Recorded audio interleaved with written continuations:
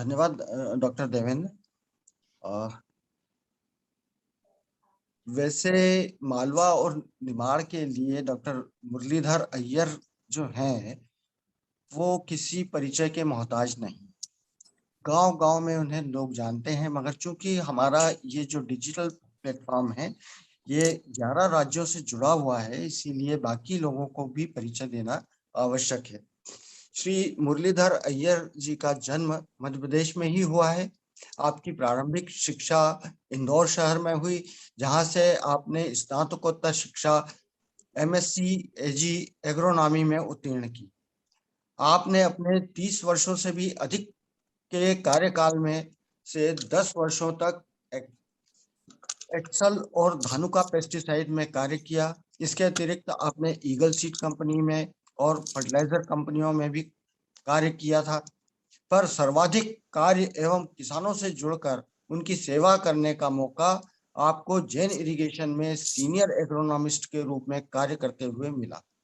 इस दौरान आपने मध्य प्रदेश के मालवा एवं निमाड़ के अनेक किसानों को आधुनिक एवं हाईटेक खेती सिखाकर उनकी आर्थिक स्थिति को मजबूत किया। जैन इरिगेशन की तरफ से आपको वर्ष 2012 एवं 2015 में इजराइल जाने का और वहां की आधुनिक तकनीक को समझने व सीखने का अवसर भी प्राप्त हुआ है। आपने अपने सेवा काल में न केवल अपने पदीय दायित्वों का निर्वहन किया, अपितु CCA सर्टिफिकेट ऑफ एडवाइजर की परीक्षा भी उत्तीर्ण की। आप अमेरिकन सोसाइटी ऑफ एग्रोनॉमी के सदस्य भी हैं। आपने सेवा काल में सैकड़ों बार IARI नई दिल्ली, प्रदेश के दोनों विश्वविद्यालय JNKVV और राजमाता सिंधिया विश्वविद्यालय दोनों से और अनेक संस्थाओं से समय समय पर प्राप्त किए हैं। आप बहुमुखी प्रतिभा के धनी हैं। कृषि की फसलों के साथ साथ आप उद्यानिकी और बागवानी फसलों और उनकी आधुनिक खेती के तरीके में भी पारंगत हैं। टीम बलराम आपके उज्जवल भविष्य की कामना करती है और अपेक्षा करती है कि आपका सानिध्य और मार्गदर्शन समय समय पर टीम बलराम के सदस्यों और मिलता रहेगा। धन्यवाद।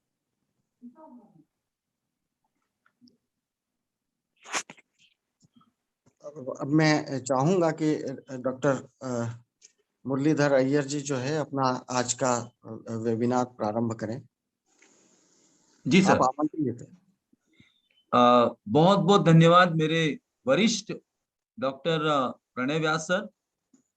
ये उनका बड़प्पन है कि उन्होंने मेरा इतना परिचय दिया। अगर मैं उनका परिचय दूं तो शायद उन्होंने जितना परिचय दिया वो बहुत कम होगा। मैं पटेल साहब का, बलराम संदेश का और मैं खास करके व्यास साहब का बहुत कृतज्ञ हूं। उन्होंने मुझे आज ये मौका दिया यहाँ पर बोलने का। कोई भी व्यक्ति इस धरा के ऊपर पूरा नहीं होता है, प्रतिदिन सीखने का होता है। और हमारे जवाहरलाल नेहरू कृषि विश्वविद्यालय के एम्बलम में लिखा रहता है कि प्राणनी प्राणदा कृषि। प्राणनी प्राणदा कृषि मतलब कृषि में ही प्राण है। तो कृषि ही है जहां से हम, हमारी जो धरोहरी वो कृषि है। अगर कृषि ना हो या मिट्टी नहीं हो तो हम कुछ भी नहीं कर सकते। तो हम इसी तारतम्य में आज बलराम संदेश जिन्होंने मुझे आज मौका दिया है, और मैं कोशिश करूंगा कि मैं आपको टमाटर और मिर्च फसल की, जो कि व्यावसायिक फसल के रूप में मध्य प्रदेश की सबसे महत्वपूर्ण फसल है, टमाटर और मिर्च। अभी ये जो वेबिनार है इसके माध्यम से हम जो जानकारी देंगे, उसके बाद जो भी आपके प्रश्न होंगे वो इस वेबिनार के अंत में आप मुझसे प्रश्न कर सकते हैं। तो आज हम शुरुआत करते हैं। समाधान एग्रो इन्फोटेक में मैं मुरलीधर अय्यर आपको शुरुआत कर रहा हूं टमाटर की उन्नत खेती। टमाटर की उन्नत खेती निम्नलिखित बिंदुओं के आधार पर हम जानकारी प्रदान करेंगे। सामान्य जानकारी, जल प्रबंधन, सूक्ष्म सिंचाई रेखा, खरपतवार प्रबंधन, कीट एवं व्याधि प्रबंधन, पोषण प्रबंधन एवं आर्थिक समीक्षा।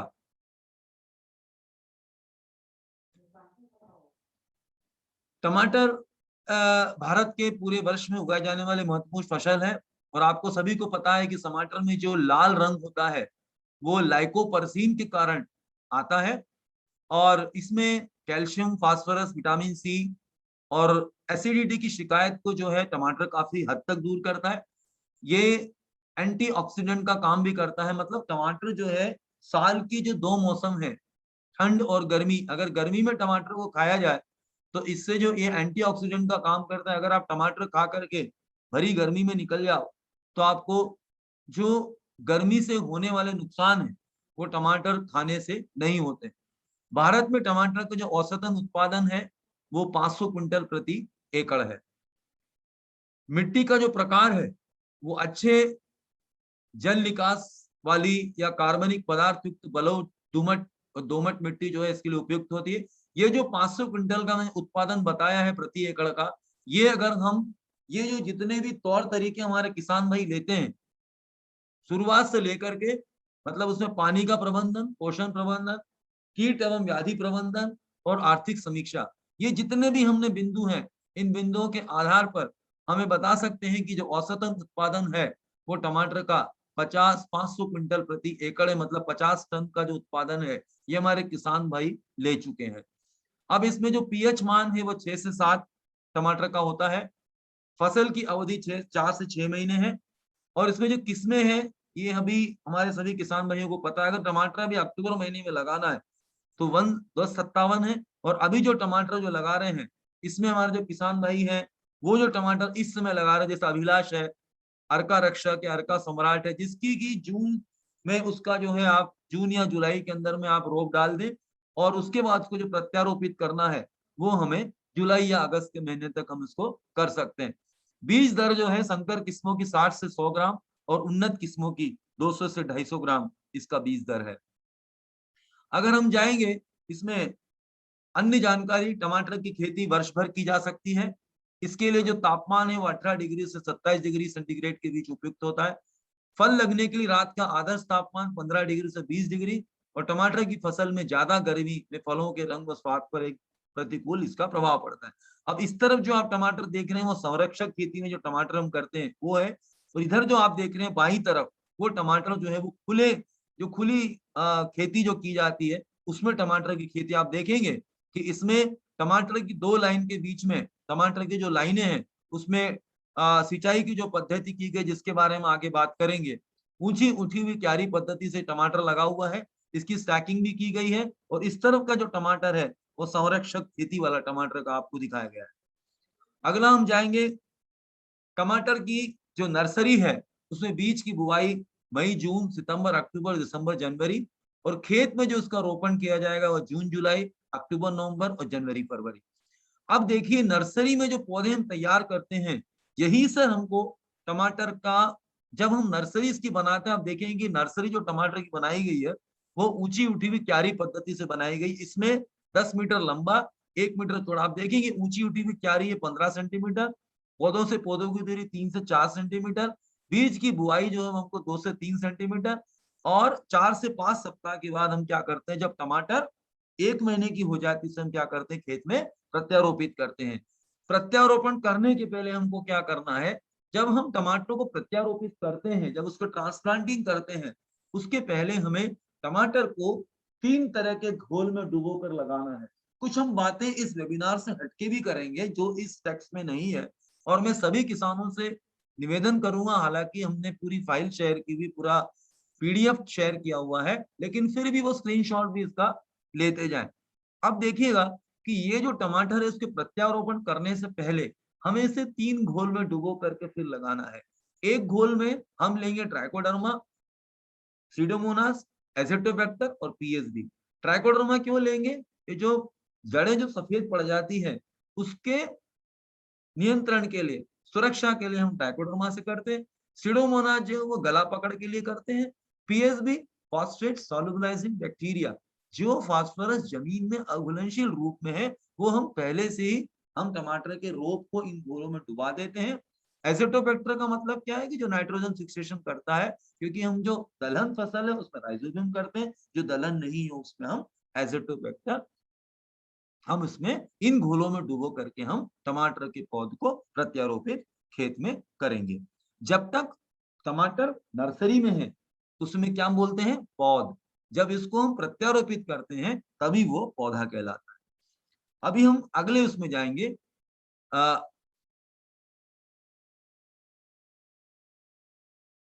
नेक्स्ट, फसल का उत्पादन बढ़ाना। सबसे महत्वपूर्ण हमने जो बिंदु उसके ऊपर दिए हैं कि खरीफ की फसल की कटाई छटाई में गहराई के पश्चात हमें गहरी जुताई करना है।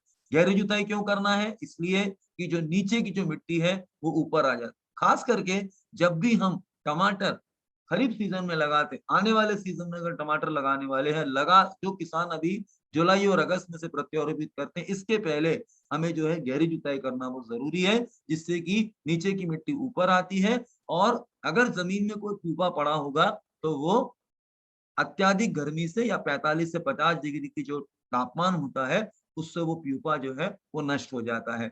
उसके बाद जब भी हम रोटावेटर करते हैं, रोटावेटर क्यों करते हैं हम, रोटावेटर इसलिए करते हैं कि जो बड़े बड़े मिट्टी के ढेपे हैं वो छोटे छोटे टुकड़ों में बट जाते हैं, जिससे जो पानी है वो सही तरीके से हर पौधे तक पहुंचाया जाता है।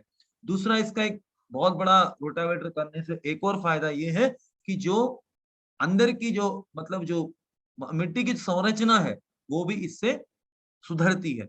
दूसरा, मिट्टी की संरचना और किससे अच्छी होती है, जब हम गोबर का खाद डालते हैं, गोबर की खाद डालने से मिट्टी की संरचना भी काफी अच्छी होती है। हम जो गोबर की खाद डालेंगे उसमें जो 12 टन जो गोबर की खाद है, इसमें हम 10 किलो ट्राइकोडर्मा, 5 किलो स्यूडोमोनास, ये हम गोबर की खाद के ढेर में डाल देते हैं और उसे हम माध्यम कल्चर से अगर उपचारित कर लेते हैं तो ये अच्छी तरह से ये खाद जो है जो कि खेत में हम इसको डाल सकते हैं। अच्छी प्रजाति का हमको चुनाव करना है। बीज को पौध उपचार हम जैविक या रासायनिक विधि से अनिवार्य रूप से करें। जहां तक हो सके हम जैविक उपचार ही करें। रासायनिक उपचार तो कर सकते हैं, जैसे हमने मैंकोजेब है, कार्बेंडाजिम है, इससे भी हम इसका उपचारण कर सकते हैं। जो पौधा हम जब प्रत्यारोपित करेंगे तब उसका उपचारण ज्यादा जरूरी होता है। दूसरा, पौधे की बुआई ऊंची उठी हुई क्यारी पद्धति से करें। अब जो मुख्य पॉइंट आ रहा है वो बिंदु है पानी का प्रबंधन। हम टपक सिंचाई या बूंद बूंद सिंचाई, जिस सिंचाई के अंदर पानी बूंद बनकर लंबे समय तक कम दबाव में पौधों की जड़ों में पहुंचाए जाने वाली सिंचाई को हम बोलते हैं टपक सिंचाई या बूंद बूंद सिंचाई। टपक सिंचाई से पानी हमको नियमित रूप से देना है, नमी देख करके देना है, नमी देख करके हमको पानी देना है। हालांकि हर किसान के लिए संभव नहीं है कि वो टेंशियोमीटर का उपयोग करे, लेकिन फील एंड अपीयरेंस मेथड आज से हमने बहुत साल पहले हमारे गुरु गुरु जी ने पढ़ाया है। इवन हमारे कई लोगों ने इसी बताते हैं, किसानों को भी मालूम होता है कि पानी देने के 6 घंटे के बाद हम खेत में जाएं, मिट्टी का गोला बनाएं, उसके ऊपर से पटकें। अगर गोला बिखर गया तो समझिए कि पानी बराबर है। गोला ही नहीं बन रहा है तो हमें पानी तुरंत देना है। अगर गोला ऐसे ही गिर जाता है तो समझिए कि हम जो पानी दे रहे हैं बहुत ज्यादा दे रहे हैं। जल विलय खादों का नियमित उपयोग करें। अभी हम चर्चा करेंगे आगे तो कौन सी जल विलय खाद है जो हम टपक सिंचाई में जो वेंचुरी या फर्टिलाइजर टैंक के माध्यम से हम दे सकते हैं। दूसरा, जैविक खाद और जैविक कीटनाशकों का 75% फसल पर उपयोग करें। जैविक खाद कौन कौन सी जैविक खादें हो गई, हमारी जैविक खाद में आ गई आपका ये एजोस्पाइरिलियम हो गया, उसके बाद में हमारा पीएसबी हो गया, एजोटोबैक्टर हो गया, माइकोराइजा हो गया, वैम फंगस हो गया, जो हम डालते हैं। जैविक कीटनाशक में कौन कौन से कीटनाशक हो गए, वर्टिसिलियम लेकिनी हो गया, वेवियारा वेसियाना हो गया, ये हमारे क्या है जैविक कीटनाशक हैं। जैविक फफूंदनाशक कौन से, trichoderma viride, Pseudomonas fluorescence, bacillus subtilis, ये जितने हैं ये हमारे जैविक फफूंदनाशक के अंतर्गत आते हैं। संबंधित कीट एवं व्याधि प्रबंधन को हमें हमेशा अपनाना है, जिससे कि लागत कम और मुनाफा ज्यादा होगा। हम फसल को आर्थिक नुकसान क्षमता से हमेशा ऊपर रखते हैं। अगला, नेक्स्ट, टमाटर फसल की पौध रोपणी विधि। अब आप देखेंगे टमाटर 4x1.5 के ऊपर लगाया जाता है। 4 या 5 मतलब 30 पंजे 150, मतलब 5x1.5, 5x2, 5x1।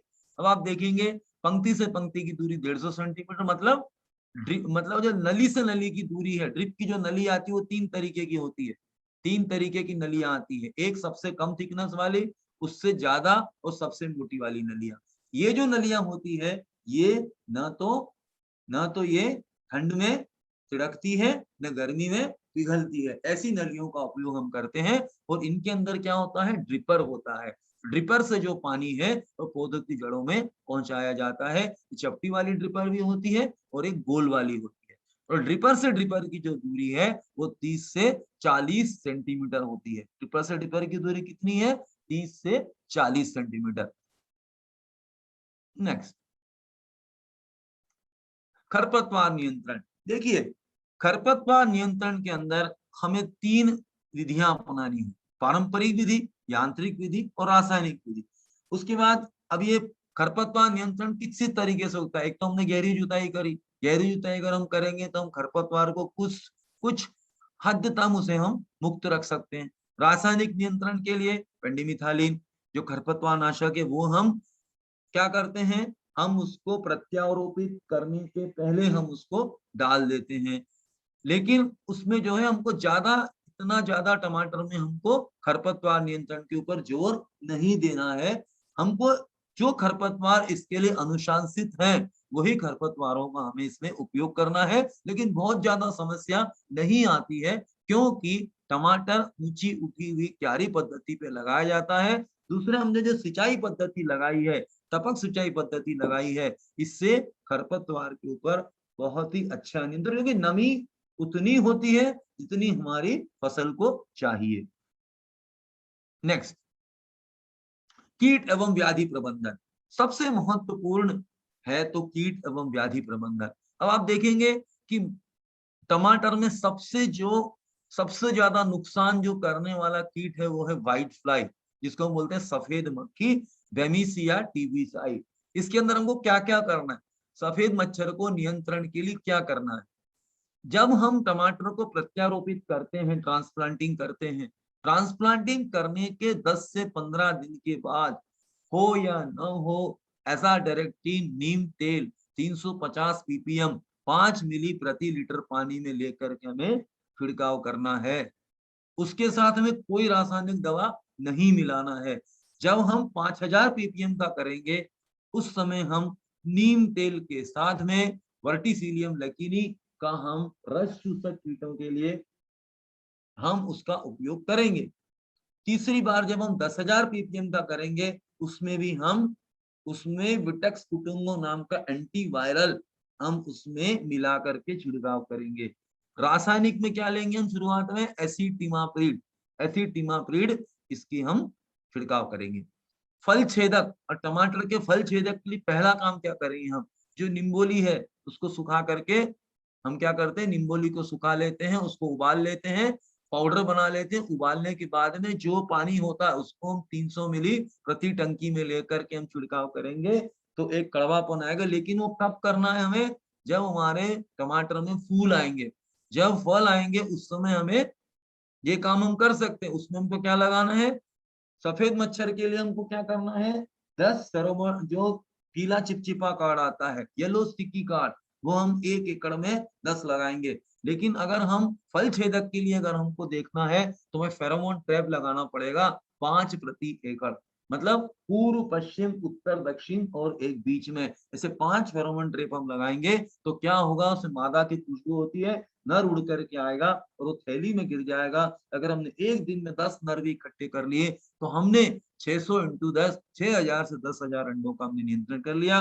रासायनिक दवा के रूप में एवामेक्टिन बेंजोएट, स्पिनोसिड, ये दवाइयां हम जो फ्रूट बोरर आता है उसके लिए हम उपयोग कर सकते हैं। और अगर हम एनपीवी न्यूक्लियर पॉलीहाइड्रोसिस वायरस जो है वो 10 एलई प्रति टंकी के हिसाब से हम छिड़काव कर सकते हैं फसल के ऊपर जब इल्ली शुरुआत में आती है। और इसके लिए हम जो गोयारा बेसियाना जो है वो भी 15 ml प्रति टंकी का छिड़काव कर सकते हैं। नेक्स्ट, अब तंबाकू की इल्ली स्पोडोप्टेरा लेटूरा जो है ये जो है कीट है, ये भी टमाटर में आता है। इसके लिए जो दवाई अनुशंसित की है, फेरोमोन ट्रैप फिर से हमको लगाना ही लगाना है, स्पिनोसिड और एमामेक्टिन बेंजोएट इसका हम छिड़काव करें। उसके बाद लीफ माइनर, सबसे ज्यादा टमाटर में जो लगता है वो लीफ माइनर लगता है, जिसको नाग नागिन का जोड़ा हम हमारे किसानी भाषा में कहते हैं। इसके लिए हमको शुरुआत में ही इसका छिड़काव हमको करना पड़ेगा। जैसे एमामेक्टिन जो है, एमामेक्टिन अलग है, एमामेक्टिन जो है ये लीफ माइनर के लिए काफी अच्छा काम करता है। बायो 303 है, ये भी बहुत अच्छा है। साइलेंट्रिप्रोल जो है वो लीफ माइनर में अच्छा काम करता है। डाइमिथोएट भी लीफ माइनर में काम करता है। इस तरह की जो अनुशंसित दवाइयां हैं उसका उपयोग करें। नेक्स्ट, काल मकड़ी, रेड माइट का प्रकोप काफी आता है। देखिए हमने बैंगन इसलिए इसके साथ में दिया है क्योंकि बैंगन और टमाटर एक ही कुल में आते हैं, सोलनेसी कुल में आते हैं। तो हमें जो है लाल मकड़ी या रेड माइट जो है वो जब तापमान, जब मौसम कसता है, बदल होते हैं और उसके बाद जब गर्म मौसम रहता है, तो उसमें हमने समाधान एग्रो में हम पूर्वानुमान भी करते हैं मौसम का कि भाई कैसे होगा, क्या फोरकास्टिंग होगी, मौसम कसेगा कि मौसम ठंडा होगा। तो उस अनुसार किसान जो है अपनी इसमें भी जो अपने लाल मकड़ी है उसके लिए नीम तेल जो है वो 350 से 10,000 ppm प्रॉपर गाइड जो है उसका छिड़काव कर सकते हैं। और स्पिरोमेसिफेन जो है ये भी जो है हम लाल मकड़ी में अनुशंसा की गई है। रूट नॉट ऑफ निमेटोड जिसको हम बोलते हैं सूत्रकृमि मेलिडोगाइनी जो होता है, इसके लिए पेसिलोमाइसी, कार्बोफ्यूरॉन और फ्लुएनसल्फेन जो होता है, इस तरह की जो दवाइयां हैं वो निमेटोड को नियंत्रित करती है। निमेटोड के लिए ऊपर से जो लक्षण होते हैं, पत्तियां पीली हो जाती है। उसके बाद नेक्स्ट, आंध्र गलन। अब हम रोग के ऊपर आते हैं।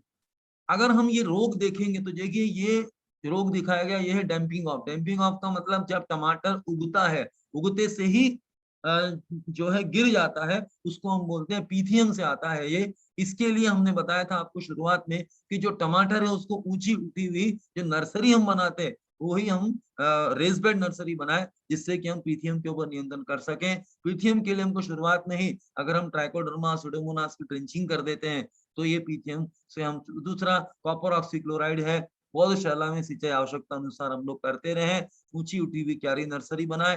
दूसरा अगेती झुलसा, अल्टरनेरिया सोलेनी और फाइटोप्थोरा जो है ये भी इसके अंदर में ये रोग काफी आता है टमाटर में। इसके लिए मेटलैक्सिल मैंकोजेब, शुरुआत में सिर्फ मैंकोजेब का छिड़काव करें। बैसिलस सेप्टालिस भी इसमें काम करता है। कॉपर ऑक्सीक्लोराइड और कोई भी बैक्टीरियानाशी जैसे 2 नाइट्रो 2 ब्रोमो या हम कासुगामाइसिन, इस तरह का भी छिड़काव हम इसमें कर सकते हैं। नेक्स्ट, अब ये मोजैक रोग जो आता है, अभी मैंने बताया TYLCV, tomato yellow leaf curl virus. ये जो tomato yellow leaf curl virus है ये सफेद मच्छर से ट्रांसमिट होता है। इसीलिए हमने आपको बताया था कि हमको 10 येलो स्टिकी कार्ड लगाएंगे तो ये मच्छर जो है तो पौधे को छोड़ करके क्या करेगा, उस कार्ड में जाकर के चिपक जाएगा। नीम तेल 10,000 ppm नर्सरी को 40 मेज की नायलॉन नेट से ढककर। अभी ये जो क्रॉप कवर है, क्रॉप शील्ड है, ये किसानों को उपयोग करना चाहिए। हमारे पास भी क्रॉप शील्ड जो है बहुत ही अच्छा होता है। ये हमको लगाने से क्या होता है कि इसमें जब हम ओपन में भी हम खेती करते हैं तो क्रॉप शील्ड बहुत अच्छा होता है। इससे हम कई 2-3 छिड़काव हमारे बचा सकते हैं। उसके बाद में फिजेरियम विल्ट, ये जो झुलसा रोग आता है हमारा, फिजेरियम विल्ट जो आता है, इसके लिए ट्राइकोडर्मा विरिडी और ट्राइकोडर्मा विरिडी किसमें उपयोग है, जब फिजेरियम विल्ट आता है। जब दूसरे तरह का विल्ट आएगा जिसमें जड़ सफेद नहीं पड़ती तो उसमें ट्राइकोडर्मा हर्जेनियम का उपयोग करते हैं। कॉपर ऑक्सीक्लोराइड जो 500 ग्राम प्रति एकड़ ड्रिप सिंचाई से हम दे सकते हैं। Next, bacterial wilt. अब क्या होता है कि फंगल विल्ट और बैक्टीरियल विल्ट में अंतर यह है कि जब कभी कोई भी टमाटर में हो, मिर्च में हो, किसी भी फसल में हो, जब किसान भाई मैं आपको बता रहा हूँ कि जब भी बैक्टीरियल विल्ट आता है तो पौधे के हर भाग में दिखता है। लेकिन फंगल विल्ट जो होता है वो पौधे के हर भाग में नहीं दिखेगा। लेकिन जो बैक्टीरियल विल्ट है उसकी पहचान आप देखेंगे, हमने दिखाया हुआ है। ये जो बैक्टीरियल विल्ट है इसके लिए कॉपर ऑक्सीक्लोराइड बैक्टीरियानाशी का हम स्प्रे करें। लेकिन इसके लिए हमें जो है शुरुआत में ही इसकी पहचान कर लेनी होती है। जब हम एग्रोनॉमिस्ट खेत में जाते हैं तो हम इसकी पहचान करते हैं कि ये फंगल विल्ट है कि ये बैक्टीरियल विल्ट है। इसके लिए हमें जो दवाइयां अनुशंसित की गई है इसे हमें जो है हमको उसका उपयोग करना है, जिससे हम ये विषाणु झुलसा के ऊपर नियंत्रण पा सके। नेक्स्ट, अब ये देखेंगे कि सबसे महत्वपूर्ण जो अभी तक हमने कीट एवं व्याधि प्रबंधन पे हाईलाइट किया है, अब हमारी जो बात होती है ड्रिप सिंचाई के ऊपर। अब आप देखेंगे कि टमाटर जो है उसको पानी कितना लगता है। अब जो अक्टूबर, नवंबर, दिसंबर, जनवरी, फरवरी, अब आप देखेंगे कि वाटर रिक्वायरमेंट अगर हम इसको फ्लड इरिगेशन से करते हैं तो इसका ठीक 60% पानी ज्यादा लगता है। हम ड्रिप इरिगेशन से कर रहे हैं या टपक सिंचाई से कर रहे हैं तो निश्चित रूप से पानी की बचत होती है। पानी जो है वाटर यूज एफिशिएंसी, मतलब पानी जहां पहुंचना चाहिए वहां इस सिंचाई पद्धति से पहुंच जाता है। तो ये जो सिंचाई है, ड्रिप सिंचाई टमाटर के अंदर में स्प्रिंकलर सिंचाई से ज्यादा कारगर। स्प्रिंकलर बहुत अच्छा है, ऐसी बात नहीं, जो मिनी स्प्रिंकलर्स है वो हम लहसुन में बहुत अच्छे उसके परिणाम है। लेकिन जो टमाटर है उसके अंदर होता है, जो कृषक है मेरे जैसे अभी हमारे पांजरिया जो है वहां का जो कृषक है उसने टपक सिंचाई लगा करके उसके यहाँ 700 से 1000 कैरेट जो है टमाटर उसने पैदा किया, क्योंकि वो नियमित रूप से पानी देते थे। अपनी सलाह के ऊपर पूरी अनुशंसा की गई थी उनको। इस तरीके से मेरे जो कई किसान हैं वो हमारे कई इस वेबिनार को मेरे बहुत से वेंडर्स भी देख रहे हैं, उनके भी किसान हैं। तो हम जो चाहते हैं कि जो ड्रिप सिंचाई है इसका जो अनुशंसा जो हमने की गई पानी की, इसी अनुसार में इसको पानी देना है।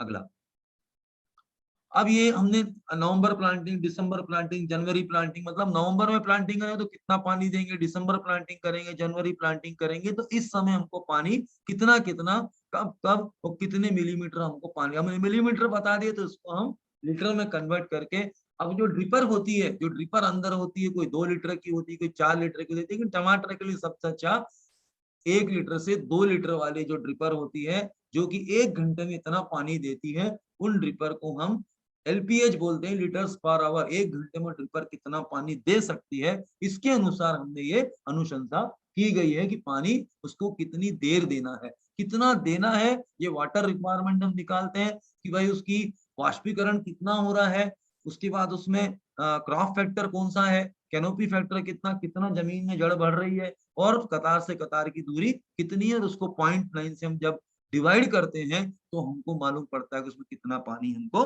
देना है। अगला, पोषण प्रबंधन। देखिए, ये जो अनुशासित मात्रा की गई है, अब ये जो है आधार खाद, मतलब बेसल डोज हमको क्या देना है। जैविक खाद हमने बताया आपको, जब हम रोटावेटर करते हैं, अंतिम जुताई करते हैं, उसके पहले हम पका हुआ जो गोबर का खाद हम डालते हैं, जिसमें हमने ट्राइकोडर्मा, सुडोमोनास ये सब मिलाया है, माइक्रोराइजा मिलाया है। उसको हमने क्या करा, कल्चर डाल करके या वेस्ट डिकम्पोजर डाल करके उसको हमने क्या करा, हमने उसमें सारे जितने भी लाभदायक जीवाणु उनको जीवित कर दिया है। उसके साथ हम पोटाश डाल रहे हैं, सिंगल सुपर फास्फेट। अब जो सिंगल सुपर फास्फेट है जब भी हम डालेंगे, इसके साथ हमको माइक्रोराइजा का देना बहुत जरूरी है। वैम फंगस, वेसिकुलर आर्बेस्टिकुलर माइक्रोराइजा, जो कि जितने भी फास्फोरस जो उपलब्ध नहीं हो रहा है उसको पौधे तक उपलब्ध होने का काम करता है माइक्रोराइजा। बोरान हम क्यों दे रहे हैं, हम बोरान इसलिए दे रहे हैं कि बोरान उसको फटने से बचाता है। मैग्नीशियम सल्फेट दे रहे हैं, प्रकाश संश्लेषण की क्रिया अच्छी होगी। सूक्ष्म पोषक तत्व ये हम जमीन में ही इसको दे डालते हैं, लेकिन इसका 25% देते हैं, लेकिन बाकी इनको क्या करना है, टपक सिंचाई से हमको फर्टिगेशन करना। फर्टिगेशन मतलब जल विलय खाद जब ड्रिप इरिगेशन से किया जाता है तो उसे क्या बोला जाता है, फर्टिगेशन। नेक्स्ट, अब फर्टिगेशन चार्ट देखिए।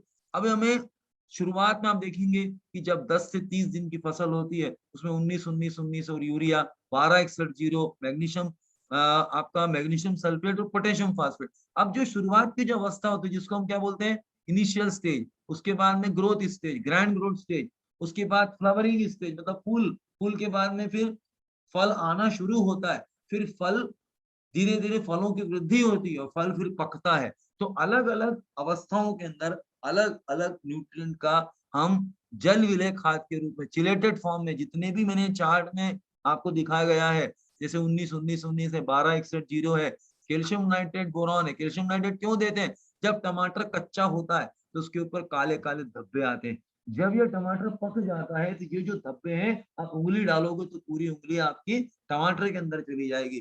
तो वो जो आप देखते हैं लक्षण, वो कैल्शियम की कमी से होता है। तो कैल्शियम नाइट्रेट जब टमाटर कच्चा होता है उसी समय में कैल्शियम नाइट्रेट का ड्रिप से भी दे सकते हैं और कैल्शियम नाइट्रेट हम छिड़काव भी कर सकते हैं। ये हमने जो तालिका दी गई है, आखिरी में आप देखेंगे कि 0050, क्योंकि टमाटर क्या है, पाले के प्रति बहुत संवेदनशील फसल है। इसलिए जब भी पाला पड़ता है उसके पहले अगर ड्रिप इरिगेशन है तो हमको ड्रिप चला देना है, खेत के आसपास छोटे छोटे कचरों का ढेर के जला देना है। और दूसरा, घुलनशील सल्फर का जब हम छिड़काव करेंगे, जो टमाटर अक्टूबर महीने में लेते हैं 1057 जैसे जब प्रजाति बताई। उस समय किसान पाले से किस टमाटर को बचाता है, ऐसे बचाया जाता है कि धुआं कर दें, ड्रिप इरिगेशन चला दें, अगर मिनी फव्वारा तो मिनी फव्वारा चला दें, और दूसरा घुलनशील सल्फर का माइक्रोन्यूट्रिएंट के साथ में अगर आप छिड़काव करेंगे तो आप फसल को पाले से बचा सकते हैं।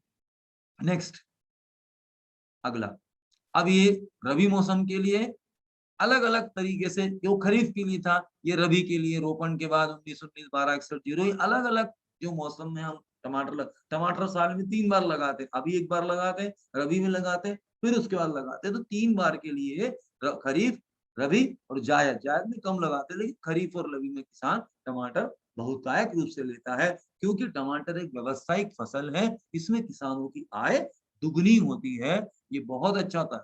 आप टमाटर के बीच में आपको ट्रैप क्रॉप लगा सकते हो, टमाटर के बीच में आप गेंदा लगा सकते हो, टमाटर के बीच में आप प्याज लगा सकते हैं। तो ये कुछ अंतर्वर्ती फसल नहीं, ये ट्रैप क्रॉप के रूप में, क्योंकि वो दूसरी फसल जो होती है उसको किसी न किसी रूप से ये सारा, जैसे गेंदा लगा जाए तो गेंदे से इसको, निमेटोड से इसको हम सुरक्षा प्रदान कर सकते हैं। अगर हमने इसके बीच में प्याज लगाया 6 लाइन के बाद, तो इसमें जो थ्रिप्स या जो भी रस चूसक कीट है तो प्याज के ऊपर चला जाएगा।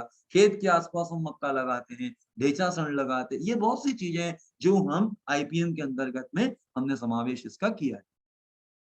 अगला, नेक्स्ट, ये कुछ आवश्यक बातें हैं, ये गाइडलाइन के लिए है, जैसे अमोनियम सल्फेट, मैग्नीशियम सल्फेट को एक साथ मिला सकते हैं। अब ये जो परनी छिड़काव है, जैसे 19-19-19 है, इसका हम प्रारंभिक अवस्था में छिड़काव कर सकते हैं। 13-40-13 का हम छिड़काव कर सकते हैं। 0-52-34 मतलब पोटेशियम फास्फेट का छिड़काव कर सकते हैं, पोटेशियम नाइट्रेट का छिड़काव कर सकते हैं। नेक्स्ट, अगला, उन्नत खेती और पारंपरिक सिंचाई के बीच क्या तुलनात्मक अध्ययन किया गया? पानी की बचत है, समान रूप से सिंचाई होती है, ऊर्जा की बचत है, खरपतवार और रोगों की कमी है, बेहतर गुणवत्ता और उपज होती है, और श्रम की भी बचत है। अब हमको इसके लिए कोई लेबर, पानी पाणत देने के लिए लेबर नहीं करना है, खाद देने के लिए लेबर नहीं करना है, सीधे सीधे सिंचाई करना। अगला आती है हमारी आर्थिक समीक्षा, बहुत ही महत्वपूर्ण है आर्थिक समीक्षा। आप देखेंगे हमने इसमें क्या दिया हुआ, सबसे पहले लागत दी है। अब उन्नत खेती से लागत कितनी होती है? भूमि की तैयारी से लेकर के ड्रिप सिंचाई तक 92,000 रुपए। अब अगर 10% खर्च जोड़ेंगे तो 1,01,200 रुपए। अगर हम पारंपरिक खेती में देखेंगे तो भूमि की तैयारी से कुल लागत कितनी होगी? 65,000 रुपए। अगर हम 10% उसमें खर्च जोड़ते हैं तो 71,500 रुपए। अगला, नेक्स्ट, अब ये एकड़ से कुल आय, पारंपरिक खेती से कुल आय कितनी हुई? टमाटर की औसत कीमत कितनी है? 700 रुपए क्विंटल, एक औसत कीमत। प्रति क्विंटल 250 इंटू 700, 1,75,000। कुल आय, शुद्ध आय मतलब प्रति एकड़ की जो आय है उसमें से कुल लागत अगर हम माइनस करेंगे तो हमें कितना मिलती है? शुद्ध आय कितनी प्राप्त होती है? 1,03,500। ये हमारी कौन सी हो गई? पारंपरिक खेती से। अगर हम उन्नत खेती करते हैं, उन्नत खेती का मतलब मैंने आपको बताया शुरुआत में, हमारी खेत की तैयारी, गोबर की खाद के ढेर में ट्राइकोडर्मा, नर्सरी जो है वो ऊंची उठी हुई क्यारी पद्धति से। उसके बाद मैंने आपको क्या बताया कि प्रत्यारोपित करेंगे तो उनको घोल में डुबो के डालना है, ऊंची उठी हुई क्यारी पद्धति से लगाएंगे, ड्रिप सिंचाई से पानी लगा नियमित रूप से देंगे, पोषण प्रबंधन करेंगे, कीट एवं व्याधि प्रबंधन करेंगे। अगर ये सब हमने किया तो ये कौन सी हो गई? उन्नत खेती। उन्नत खेती आप देखेंगे तो शुद्ध आय है 2,48,000 रुपए, इसकी जो है शुद्ध आय है। और टमाटर की उन्नत खेती करने से तुलना में 3 से 4 गुना बढ़ोतरी होती है, और टमाटर की जो गुणवत्ता है वो काफी अच्छी होती है। मतलब टमाटर के लिए हमको क्या करना है? जब हमारा मार्केट दूर है, जब हमारा मार्केट क्या है? दूर है, तो हम क्या करेंगे?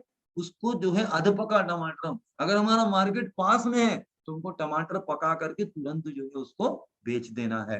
ठीक है, अगला, अब देखिए ये सबसे महत्वपूर्ण है। अभी तक हमने जो कुछ भी जाना, हम जो फार्म सिग्मा मोबाइल एप्लीकेशन है जो कि आपको प्ले स्टोर में जाकर डाउनलोड करना है, फसल बुआई से लेकर कृषि विशेषज्ञों का हमेशा सपोर्ट मिलता है आपको। हम मृदा प्रबंधन, फसल का चयन, बीजोपचार, मौसम पूर्वानुमान, सिंचाई प्रबंधन, खाद प्रबंधन, कीट एवं व्याधि प्रबंधन। दूसरा, हमारे यहाँ जो आप लोग जो क्लिप डालते हैं उसकी भी हम जो है पर्सनलाइज वे में, हमारा जो एग्रोनॉमिस्ट है वो आपको लिख करके भेजते हैं, और आपके एग्रोनॉमिस्ट बन के हम काम करेंगे। जब भी हम जुड़ेंगे। तो हम कैसे जुड़ेंगे? हम बलराम संदेश के द्वारा किसानों को जो है वो बलराम संदेश के जो कृषक है उनको हम जानकारी हमारे फार्म सिमना मोबाइल एप्लीकेशन से देंगे। इतनी बात मुझे आज टमाटर के विषय में करनी थी। धन्यवाद।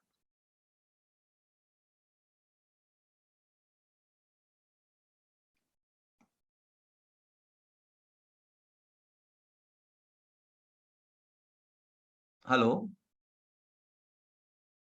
सर।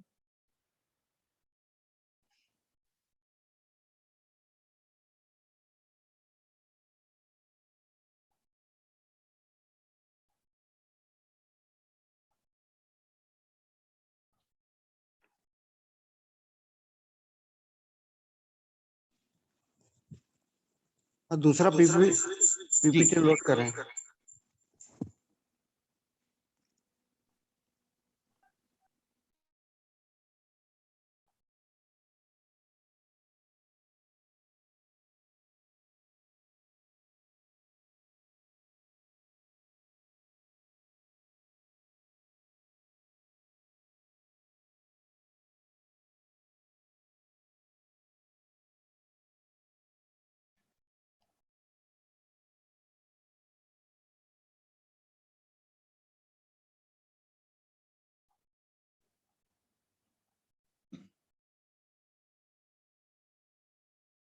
सर, जैसे हमने भी टमाटर के बारे में जानकारी दी है, तकनीकी जानकारी, उसी अनुसार हम अब बात करते हैं मिर्च फसल के ऊपर। अब मिर्च में जो है हमारा जो समाधान एग्रो का जो उद्देश्य वो है फसल उत्पादन को बढ़ाना, फसल गुणवत्ता को बढ़ाना और कृषि की लागत को कम करना। कैसे कम की जाएगी? जब हम ऑर्गेनिक खेती को, कार्बनिक खेती को अपनाना शुरू करेंगे धीरे धीरे। अगर हम एकदम कार्बनिक करेंगे तो नहीं होगा, इसलिए हमने क्या किया, कार्बनिक मतलब ऑर्गेनिक फार्मिंग और जो दूसरी फार्मिंग जो हम करते हैं उसको हमने एक साथ जोड़ करके धीरे धीरे हम किसानों को बताएंगे। अब आज हम जैसे हमने टमाटर का किया है उसी प्रकार अब हम आपको जानकारी देंगे मिर्च की गुणवत्तापूर्ण उत्पादन या परिमित खेती जिसको हम बोलते हैं प्रिसीजन फार्मिंग कैसे करें, वो हम बात करेंगे। अब मिर्च फसल की जो उन्नत खेती है वो सामान्य जानकारी, जल प्रबंधन, खरपतवार प्रबंधन, कीट एवं व्याधि प्रबंधन, पोषण प्रबंधन और आर्थिक समीक्षा। मिर्च भी टमाटर जैसी ही है, टमाटर के कुल में ही आती है। अब मध्य प्रदेश की जितनी टमाटर महत्वपूर्ण फसल है उससे भी ज्यादा मिर्ची का रकबा मध्य प्रदेश में है। मध्य प्रदेश में जो मिर्ची है वो दो तरीके की होती है, एक लाल मिर्ची, सूखी मिर्ची जो निमाड़ अंचल में हमारे डॉक्टर व्यास साहब अच्छी तरह से भली भांति परिचित है। निमाड़ अंचल जो है वहां पर मिर्च बेड़िया सबसे बड़ा मिर्च का मार्केट है और वहां पर हमारे किसान लाल मिर्च करते हैं। लेकिन इस साल फिर से मिर्ची शुरू हुई है, ये बहुत खुशी की बात है। पिछले 3-4 वर्षों से मिर्ची का रकबा काफी हद तक घट गया था। सिर्फ एक ही समस्या जो मिर्ची में अत्यधिक रूप से आई, जो किसान बहुत परेशान था, वो है हमारी वायरस। 103 तरह के वायरस उसके अंदर अलग अलग तरीके से आते हैं, लेकिन हमें सबसे ज्यादा जो जोर देना है वो मिर्च में वायरस के ऊपर देना है। टमाटर में तो हम कंट्रोल कर लेंगे, टमाटर में क्या है TYLCV है, उसके लिए मैंने आपको कई तरीके बताए, लेकिन मिर्च के अंदर में हमें इसको बहुत ही सीरियस तरीके से लेना है कि मिर्च में बाकी सब तो हो जाता है, लेकिन हमको वायरस पे किस तरीके से हमको निजात पानी है, इसके ऊपर बहुत सारा कार्य, अनुसंधान कार्य भी चल रहे हैं, आगे भी चलते रहेंगे। तो अभी हमें बात कर रहे हैं कि मिट्टी हमें मालूम है अच्छी जल निकास वाली कार्बनिक युक्त की दोमट मिट्टी अच्छी होती है। पीएच मान 6 से 7.5। देखिए पीएच जो 6 से 7.5 है, 7.5 का जो पीएच है न्यूट्रल पीएच माना जाता है, जिसके ऊपर ना तो या ज्यादा अम्लीय होती ना क्षारीय होती। इस बातों का भी हमको ध्यान रखना है कि हमारी जमीन अत्यधिक क्षारीय तो नहीं है, अत्यधिक अम्लीय तो नहीं है, इन दोनों के बीच की जो पीएच होता है। इसीलिए हम बोलते हैं ना मिट्टी परीक्षण कराना बहुत जरूरी है। जब हम मिट्टी परीक्षण कराते हैं तभी हमको ये मालूम पड़ता है कि हमारी जमीन का पीएच कितना है। किसान भाई, हमारा विद्युत चालकता कितनी है? विद्युत चालकता पे बहुत ज्यादा ध्यान देना है हमको। अगर हमारी विद्युत चालकता 4 मिलीमास से ज्यादा है, कम ही होना चाहिए, तो हमारे लिए बहुत होगी। अगर इसी ज्यादा है तो हम 16 में से खुल के कोई पौधे कोई भी फसल नहीं कर सकते, चाहे वो टमाटर हो मिर्च हो, बैंगन हो, इसके लिए हमको बहुत ध्यान रखना, खास कर पीएच का। अब ये जो किस्में हैं, ये हमारे किसान भाई को भली भांति मालूम है, सोनल है, सानिया है, ये जितनी भी मैंने किस्में दी है, कि आज के वर्तमान में इस तरह की जो प्रजातियां हैं वो मिर्ची की काफी विकसित हो रही है। इसमें लाल मिर्ची भी है और इसमें हरी मिर्ची भी है।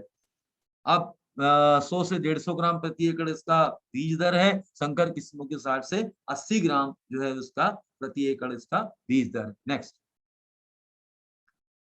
जलवायु एवं तापमान।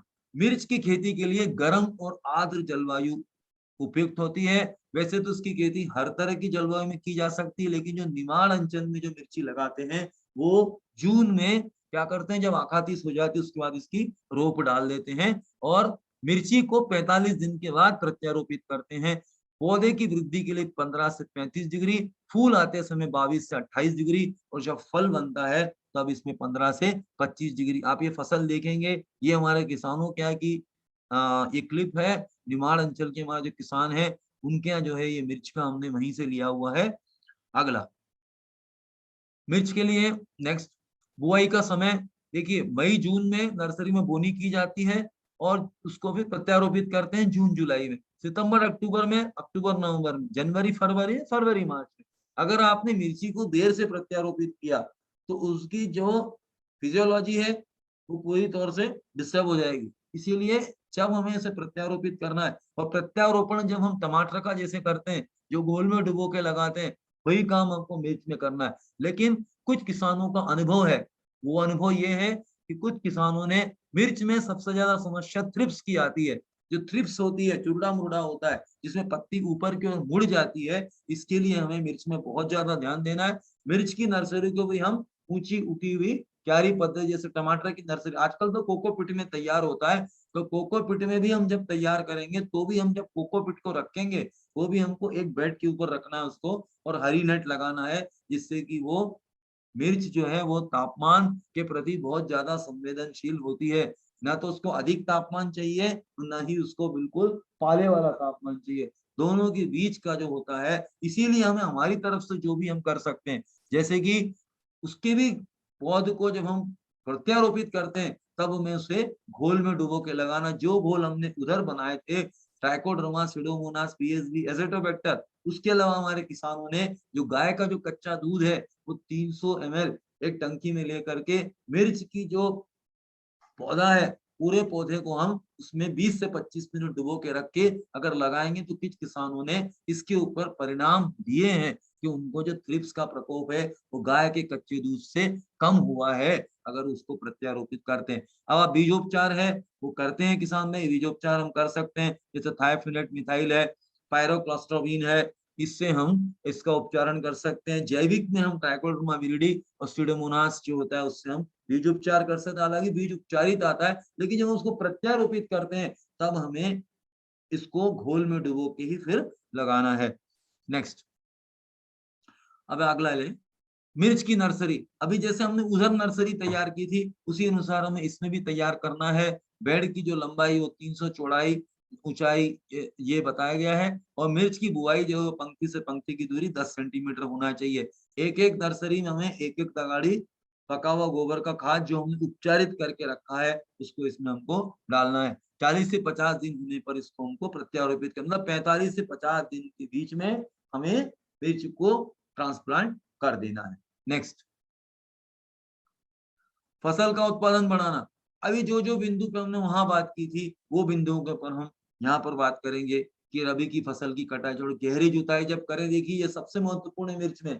किसान भाई क्या करते हैं, अत्याधिक किसानों की कोई गलती नहीं इसमें, हम बताने जा रहे हैं कि जब भी आप पुरानी मिर्ची आप निकाल दो तो उसके बाद में जो अवशेष बचते हैं उसको सबसे पहले खेत से निकाल के अलग से ले जाके जला दो। उसके बाद में उसकी गहरी जुताई करो, संभावना हो तो उसमें काली प्लास्टिक की शीट डाल दें जिससे हम जमीन का भी सोलराइजेशन कर सकें। मिट्टी परीक्षण अनिवार्य रूप से कराएं, और उसके बाद ये जो मैंने आपको बताया था गोबर की खाद को हमको ट्राइकोडर्मा, सुडोमोनास वगैरह माइक्रोराइजा डाल करके माध्यम कल्चर से उपचारित कर लें। बीज उपचार जैविक या रासायनिक विधि से करें। नेक्स्ट, अगला, ऊंची उठी हुई क्यारी पद्धति से ही करें हमको। उसके बाद पानी का प्रबंधन टपक सिंचाई से करना है हमको, और फिर जैविक या जैविक कीटनाशकों का 75% फसल पर उपयोग करना है। समन्वित कीट एवं व्याधि प्रबंधन, यहाँ पर हमको मिर्ची में क्या लगाना है, हमने टमाटर में क्या लगाया था, पीला चिपचिपा कार्ड, येलो स्टिकी कार्ड। मिर्ची में कौन सा लगाना, नीला sticky card, blue sticky card लगाना है। तो थ्रिप्स के लिए ब्लू स्टिकी कार्ड लगाना है 1 एकड़ में 10। नेक्स्ट,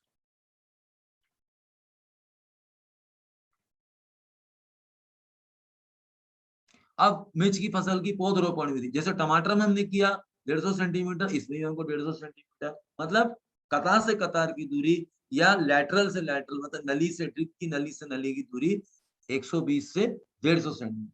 जैसी जमीन उस हिसाब से हम उसका दूरी तय करते हैं। तो ड्रिपर से ड्रिपर की दूरी जो है वो 40 से 45 सेंटीमीटर, मतलब 16 मिलीमीटर की नली, 2 लीटर का प्रवाह, ड्रिपर का प्रवाह, और पौधे से पौधे की दूरी या ड्रिपर से ड्रिपर की दूरी 40 से 45 सेंटीमीटर।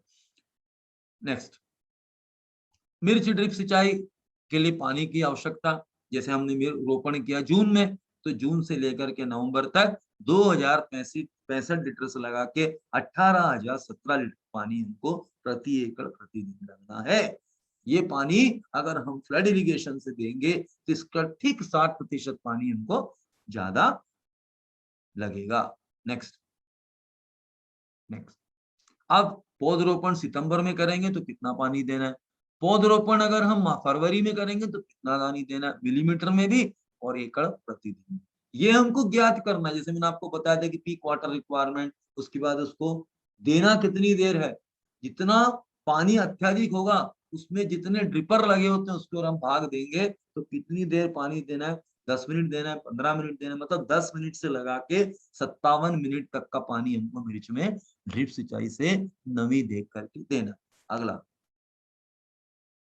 खरपतवार प्रबंधन, मैंने आपको पहले बताया कि हमको बहुत ज्यादा खरपतवार के ऊपर, खास करके रासायनिक खरपतवार नाशकों का उपयोग संभल करके करना है, खास करके सोलहनीसी कुल के पौधों में, चाहे वो मिर्च हो, टमाटर हो, बैंगन हो या आलू हो, इनमें हमको खरपतवार जो हम डालते हैं रासायनिक खरपतवार नाशक, उनका हमको बहुत ही संभल के, कौन सा डल सकता है, किसकी अनुशंसा की गई है, इसका खास करके हमको ध्यान रखना है।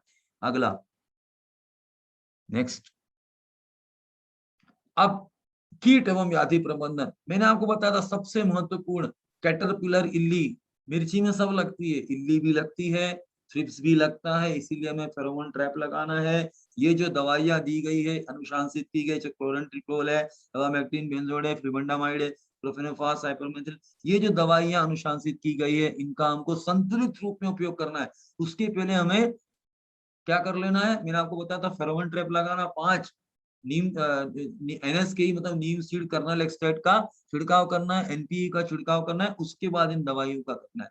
उसके बाद में फल छेदक के लिए बताया फेरोमोन ट्रैप लगाएं, उसके बाद में NPV दें, ये किसके लिए, फल छेदक के लिए। बोवियारा बेसियाना का छिड़काव करें, रस चूसक के लिए हमको वर्टिसिलियम लैकिनी का छिड़काव करना है। नेक्स्ट, अगला, सफेद मक्खी, इसमें कम लगती है, मिर्ची में व्हाइट फ्लाई का प्रकोप कम होता है, फिर भी होता है, इसमें थ्रिप्स सबसे ज्यादा लगती है, जिसको हम चुरुड़ा मुड़ा बोलते हैं, जो कि वायरस के लिए जिम्मेदार है।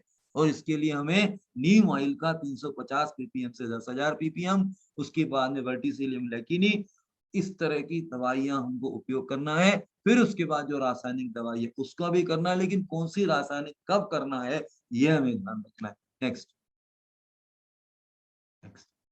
मकड़ी, लाल मकड़ी लगती है, इसमें रेड माइट का अटैक आता है, बहुत सारे हमारे पास क्लिप्स आती है रेड माइट के लिए, तो हम हमेशा स्पायरोमेसिपेन, प्रोपेरोगाइड, इथियन, इस तरह की जो दवाइयां उसका उपयोग करें, नीम तेल का उपयोग करें, वर्टिसिलियम लैकिनी जो है उसमें डालें, और जो हमने जो आपको बताया था फ्रूट ट्रैप वगैरह जो है ये भी हम लगाएंगे। और हमने इनको क्या करना है, जो ब्लू स्टिकी कार्ड है वो हमको 10। दूसरी बात, मिर्ची के अंदर एक समस्या आती है सफेद लट की, व्हाइट ग्रब की, अगर आप कच्चा गोबर डालेंगे तो व्हाइट ग्लव आएगा। खेत के आसपास अगर झाड़ है, क्योंकि ये जो आवाज आती है चरचट चरचट की, वो आवाज इसी के कारण आती है, और ये जमीन में जाके ये जो व्हाइट ग्लव है, सफेद लट है, इसके लिए हमको क्या करना है, जैविक में मेटारिजीम और बाकी जो है क्लोथिडियोडीन जो है कार्बोसल्फान, कार्बोफ्यूरॉन, इस तरह की जो दवाइयां हैं वो हम वाइट ग्रब पे डाल के ड्रेंचिंग करके जो है हम इसका नियंत्रण कर सकते हैं। ड्रेंचिंग करने के बाद पानी नहीं देना, ड्रेंचिंग करने के पहले आप पानी दे सकते हैं, लेकिन ड्रेंचिंग करने के 6 घंटे तक पानी नहीं देना। नेक्स्ट, कटवर्म, ये शुरुआत में लग जाती है, तो कटवर्म जो होती है वो उसके लिए कार्बोसल्फान है, क्लोथियाडीन है, क्लोरेंट्रिप्रोल है और मेटारिजीन है। इस तरह की जो दवाइयां जो अनुशंसित की गई है ये हमको डालना है। दीमक का प्रकोप वहां होता है, कई बार दीमक का भी प्रकोप होता है, इसके लिए हमको गोबर जो है, कच्चा गोबर जो अगर हम डालेंगे या पका हुआ गोबर खाद नहीं डालेंगे, दीमक की समस्या आ सकती है। इसके लिए जो दवाइयां अनुशंसित की गई जैसे क्लोरोथियोडीन है, कार्बोसल्फान है, कार्बोफ्यूरॉन, ओथामिथिक्सम, इस तरह की दवाइयां दीमक के लिए अनुशंसित की गई है। अगला, अब हम कहते हैं मिर्ची में लगने वाले रोग। रोग, जितना कीट मिर्ची में तकलीफ होती है उतना डैम्पिंग ऑफ ये मिर्च में, टमाटर में भी आई, मिर्च में भी आती है। इसीलिए हमने आपको बताया नर्सरी से ही हमको इसकी देखभाल करनी है। ट्राइकोडर्मा विरिडी है, ट्राइकोडर्मा हर्जेनियम है, फोसेटाइल है, कॉपर ऑक्सीक्लोराइड, ये हमको डैम्पिंग ऑफ में डालना है। पाउडरी मिल्ड्यू मतलब भभूतिया, जब टेम्परेचर बहुत ज्यादा डाउन होता है तो भभूतिया रोग लगता है। इसके लिए डिफेकोनेजोल है, क्लोरोथायनिल है, फ्लोपीरम है। सल्फर जो सबसे अच्छा होता है, जो गंधक होता है, वो पाउडरी मिल्ड्यू के लिए सबसे पहला चॉइस ऑफ ड्रग है, वो हम इसमें डाल सकते हैं। नेक्स्ट, फिजेरियम विल्ट होता है, झुलसा रोग जो होता है टमाटर मिर्ची में बहुत ज्यादा आता है, जब पानी अत्याधिक, जिस साल वर्षा बहुत ज्यादा होती है उस वर्ष फिजेरियम विल्ट आता है। कॉलर रॉट आती है जिसको हम ट्राइजेक्टोनिया है, फेलोरोशियम है और पीथियम, ये 3 तरह के इसमें लगते हैं। और फिजेरियम जो है विल्ट आता है इसके अंदर। इसके लिए जो ट्राइकोडर्मा विरिडी है, कॉपर ऑक्सीक्लोराइड है, leaf curl virus, leaf curl virus मिर्ची में आता है, जब व्हाइट फ्लाई का अटैक होता है तो इसमें भी जो है लीफ कर्ल वायरस आता है, और ये थ्रिप्स के कारण भी आता है, व्हाइट फ्लाई के कारण भी आता है। इसके लिए 10,000 ppm का नीम ऑयल और एसिटिमाप्रिड, इस तरह की दवाइयों का अनुशंसित की गई। अगला, स्कर्कोस्पोरा लीफ स्पॉट जो होता है, उसके लिए जो पर्णी धब्बा रोग होता है ये मिर्ची में आता है। एंथ्रेक्नोज बहुत कम आता है, लेकिन पर्ण धब्बा रोग आता है। इसके लिए जो ये दवाइयां हमने प्रोपिनेव है, मैंकोजेब है, क्लोरोथायनिल है, बेसिलस सेप्टिलिस है, सुडोमोनास फ्लोरेसेंस, ये भी हम डाल सकते हैं। एंथ्रेक्नोज के लिए मेटलेक्सिल, कॉपर ऑक्सीक्लोराइड, चिफ्रिनोलिथाइड, ये दवाइयां जो है ये हम एंथ्रेक्नोज में जो हमने रिकमेंडेड है विश्वविद्यालयों के द्वारा, वैज्ञानिकों, कृषि विज्ञान केंद्र, उनके द्वारा हमको इसे निर्धारित जो की गई दवाइयां हैं वो हमको छिड़काव करना है। अगला, कॉलर रॉट, मैंने आपको बताया था कॉलर रॉट भी इसके अंदर आता है। जिस साल वर्षा ज्यादा होती है उस साल कॉलर रॉट मिर्ची में काफी देखा गया, निमाड़ में। उसका जो फ्रूट रॉट आता है, इन सब के लिए हमको पहले सुरक्षा की दृष्टि से, prevention is better than cure बोलते हैं, वो काम हम इसको इसमें करना है। नेक्स्ट, मिर्ची में ट्रैप फसल, मैंने आपको बताया था ट्रैप क्रॉप जो है मिर्ची में बहुत जरूरी, जैसे गेंदा और जो प्याज है वो हम मिर्च में लगा सकते हैं। खेत के चारों ओर हम मक्का लगा सकते हैं। हरी सेम, अगर मिर्च लेने से हम हरी सेम ले लेते हैं तो जो बैक्टीरियल विल्ट है उसके ऊपर नियंत्रण पा सकते हैं, क्योंकि बैक्टीरियल विल्ट भी उतना ही खतरनाक होता है जितना फंगल विल्ट होता है, फ्यूजेरियम विल्ट होता है। क्योंकि बैक्टीरियल विल्ट पौधे के हर भाग में देखा जाता है, लेकिन फंगल विल्ट सिर्फ एक पर्टिकुलर, एक ही कोई पौधे का भाग होता है उसी में होता है। इसलिए हमें ट्रैप क्रॉप का भी मिर्च में उपयोग करना है। अगला, आप पोषण प्रबंधन, आप आधार खाद में जैविक खाद, पोटैश, डीएपी, सूक्ष्म पोषक तत्व, मैग्नीशियम सल्फेट, इसके साथ माइक्रोराइजा भी इनको डालना है। शुरुआत में नीम खली, इसके साथ में नीम खली अगर मिलाएंगे तो दीमक की समस्या से या सफेद लट की समस्या से भी हम पहले से ही सुरक्षा की दृष्टि से 200 किलो नीम खली इसके साथ आप मिला करके डालें। अगला, अब ये ड्रिप फर्टिगेशन, फर्टिगेशन कैसे करते हैं ड्रिप से, इसमें वेंचुरी या फर्टिलाइजर टैंक लगाते हैं।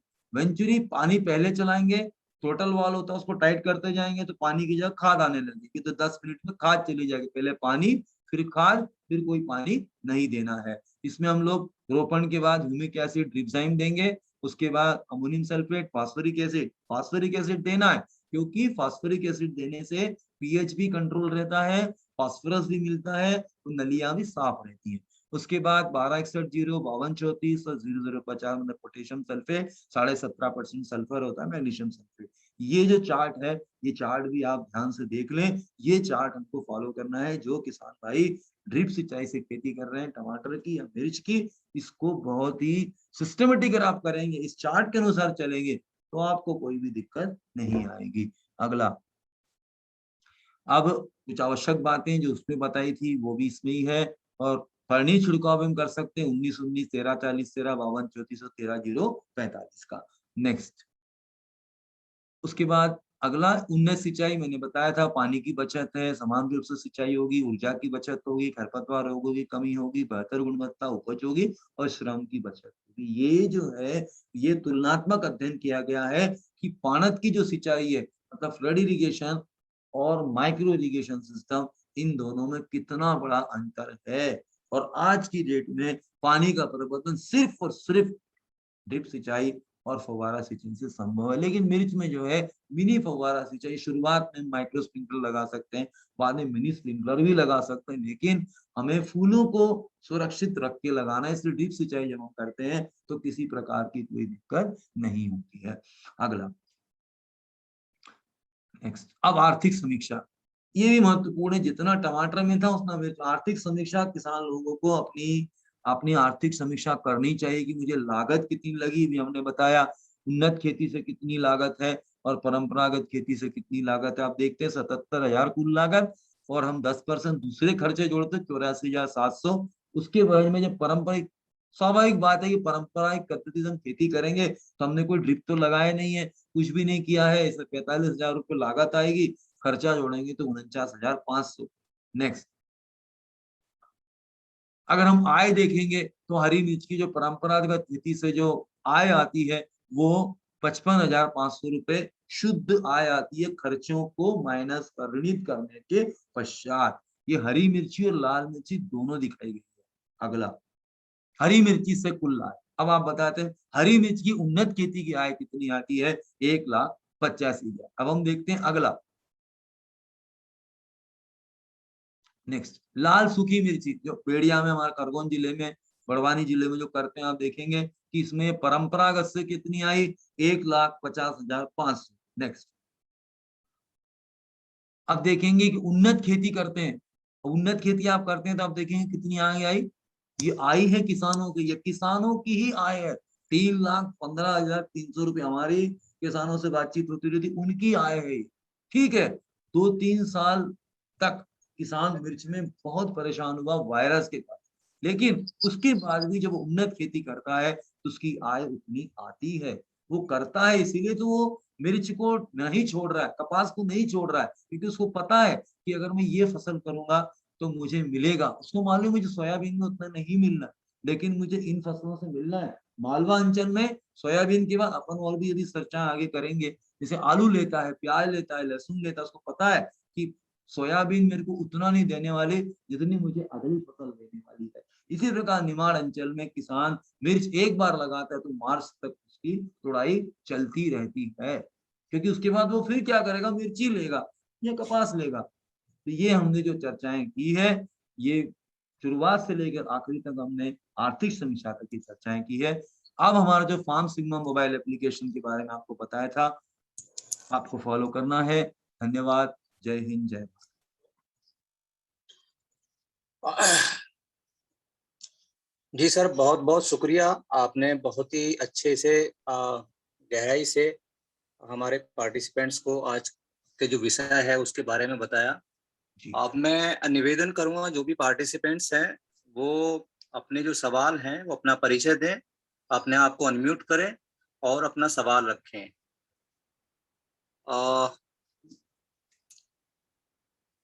तो अभी अनम्यूट उनको हैंड रेज है किसी का?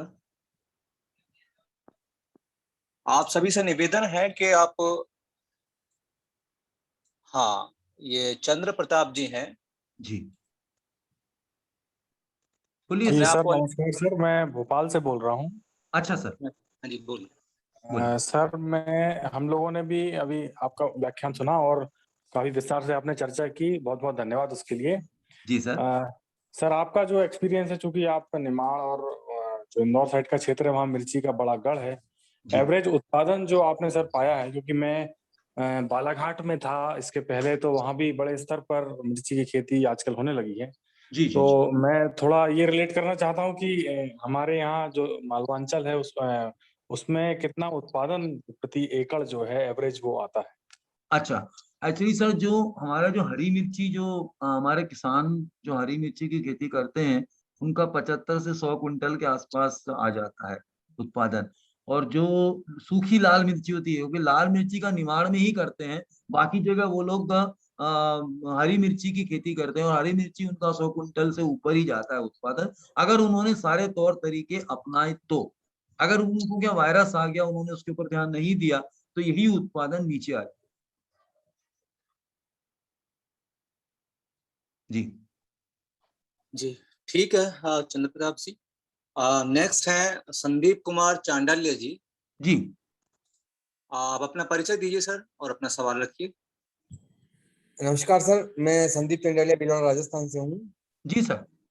सर मेरा एक सवाल है कि जो आपने पौधे को जो आपने घोल में डुबाने के लिए बताया है, तो सिर्फ जड़ों को ही अच्छा, घोल में डुबाना है, सर पूरे पौधे को घोल में डुबाना है? ना हाँ देखो, बहुत अच्छा सवाल किया, बहुत ही बढ़िया सवाल किया है। जब भी आप जड़ जड़ के क्षेत्र को डुबाना, जैसे अपना ट्राइकोडर्मा है, सीडोमोनास है, पीएसबी, एज़ोटोबैक्टर में सिर्फ जड़ को डुबाना है। जी सर। किसमें?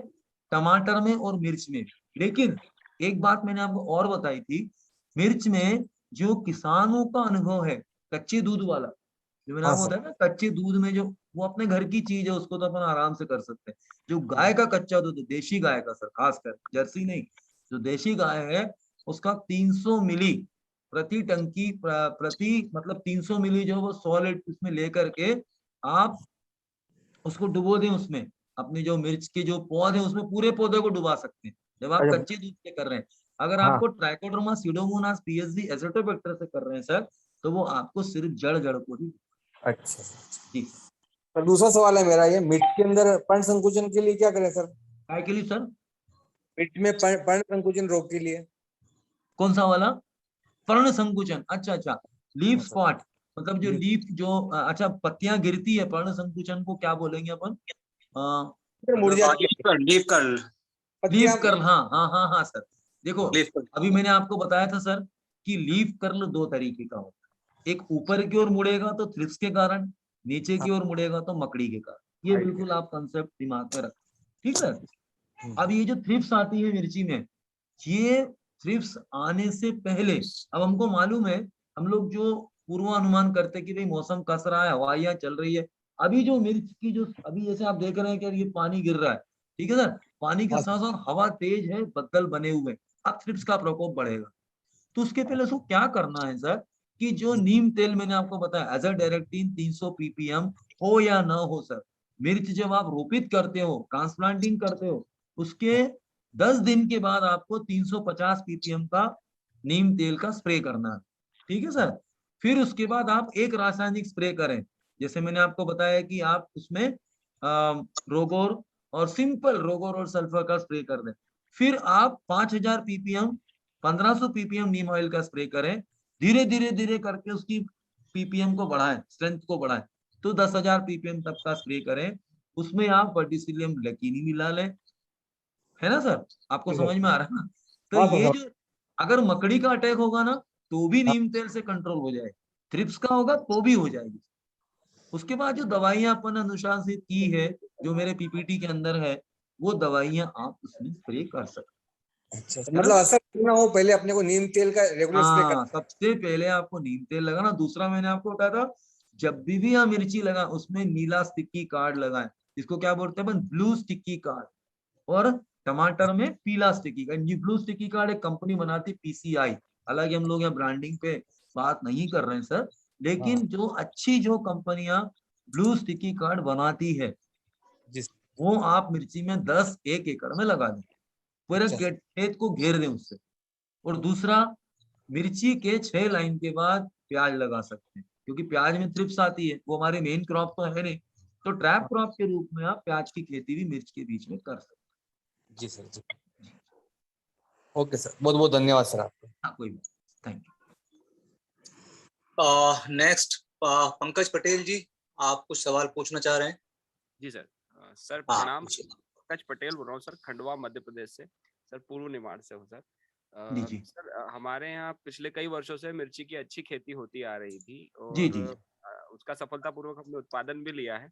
जी लेकिन जैसा कि आपने बताया और पूर्ववर्ती जो हमारे प्रश्न किया था प्रतिभागी ने, उन्होंने भी हम्म, बताया कि लीफ कर्ल वायरस, तो सर इसी वायरस के कारण सर हमको इसकी जो फसल को छोड़ना पड़ा। पिछले 3 साल हाँ जी हम इसका बिल्कुल उत्पादन बिल्कुल नहीं ले पा रहे हैं सही बात और बंद कर दिया है, ताकि अच्छा सर मैंने वैज्ञानिकों से भी पूछा था तो वो बता रहे थे कि आप 2-3 साल इसको डिसकंटिन्यू कीजिए हम्म, कि आपके यहाँ ये वायरस फैल चुका है।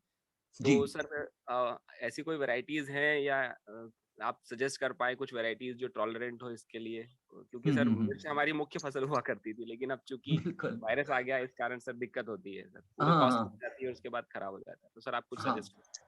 हाँ एक्चुअली सर जो मैंने अपने पीपीटीज में जो वैरायटी आपको दी है उस वैरायटी के अंदर जैसे अपना जो बनारस हिंदू यूनिवर्सिटी है बीएचयू से कुछ वैरायटीज बहुत अच्छी उन्होंने जो पुरानी वैरायटीज है जैसे अपना आरका काशी है आरका ये जो टमाटर में जो यूज होती है इसी प्रकार मिर्च के अंदर में भी जो कुछ प्रजातियां हैं जो कि वायरस के लिए रेजिस्टेंट वैरायटीज कुछ रिलीज हुई हैं जी सर। ये जैसे अपने यूएस एग्री सीड ने भी रिलीज किया है उसके बाद सिमनीस है न्यूनम से इन लोगों ने भी कुछ प्रजातियां विकसित की हैं तो उन प्रजातियों का उपयोग है लेकिन जो वैज्ञानिकों ने बोला है कि अभी जैसे निमाड़ में 2 साल का गैप दे करके फिर उन्होंने दूसरी फसल लेके जैसे मैंने बताया कि मिर्च के बदले में आप सेम ले सकते हैं या दूसरी क्रॉप ले सकते हैं उसको लेने के बाद अगर आप मिर्च फिर से लेंगे तो उसमें वो प्रकोप जो है वायरस का इंसिडेंस कम होगा और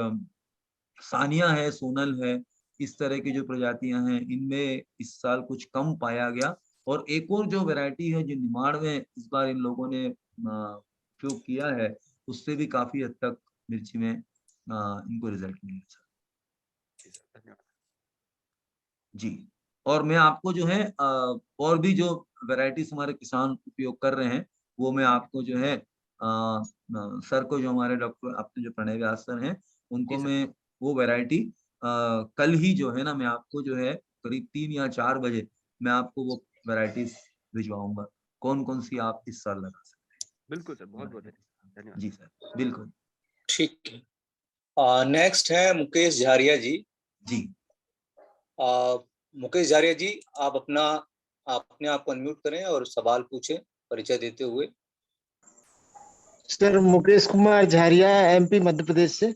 जी जी सर मिर्ची में क्या है नीचे साइड ना लगा पेड़ें तो छोटी छोटी हो जाती हैं पर अपने आप से गल जाती हैं सर। ओके एक्चुअली में आपके यहाँ सर क्या हो रहा है कि जड़ गलन की प्रॉब्लम है उसमें रूट रॉट होता है रूट रॉट जी ऑफ निमेटोड एक्चुअली में जमीन में अगर सूत्र कृमि की शिकायत होती है तो जी जी देखो जो रूट रॉट होता है वो 2-3 तरीके से होता है एक तो होता है निमेटोड के कारण जिसको अपन सूत्र जी कृमि बोलते हैं तो अपन अगर जी जड़ को उखाड़ के देखेंगे तो ये जो जी मेलिडोगाइनी है जो सूत्र कृमि है इसको अपन बोलते हैं निमेटोड ये बहुत ही जी हमारी आंखों से नहीं देख सकते इसको एक जो मैग्नीफाइंग ग्लास आता है उससे अगर हम देखेंगे तो छोटे छोटे छोटे जड़ों में जी अटके हुए होते हैं ठीक है सर एक तो ये कारण हो गया दूसरा अगर हम एक्सेसिव इरिगेशन करते हैं तो उससे भी रूट रॉट आता है तीसरा जी उसमें फिर एक फंगल डेवलप होता है जिसको हम बोलते हैं कि राइजोक्टोनिया या स्क्लेरोशियम के कारण भी जो है रूट रॉट आ जाता है तो उसमें जी बिल्कुल दिक्कत आती है तो इनके लिए जो निमेटोड के लिए मैंने बताया कि भाई आपको हो या ना हो सर आपको जैसे मैंने 3 चीज बताया पेसिलोमाइसिन शुरुआत में आप कार्बोफ्यूरॉन डालेंगे तो निमेटोड के ऊपर कंट्रोल मिलेगा आपको है ना और या जो रूट रॉट के लिए मैंने बताया कि आप जो डुबो के लगा रहे हैं घोल में डुबो के लगा रहे हैं अगर उसके बाद आप प्रत्यारोपित करते हैं तो कुछ प्रतिशत हम इसको कंट्रोल कर सकते जी जी हैं जी थैंक यू धन्यवाद सर आपको। ठीक है कोई बात आ, मैं समझता हूं कि अब और कोई पार्टिसिपेंट्स नहीं है। अभी चैट बॉक्स में भी कोई सवाल नहीं है सर। जी जी जी आ, अब मैं निवेदन करता हूं जो हमारे मेंटर हैं डॉक्टर श्री देवेंद्र प्यासी जी जी जो जी वरिष्ठ वैज्ञानिक हैं हम्म, लाल कृषि विश्वविद्यालय में, हाँ तो प्लीज सर आए और आज का जो सारांश है और आप अपने 2 वचन कहें सर प्लीज। देवेंद्र प्यासी। धन्यवाद सर।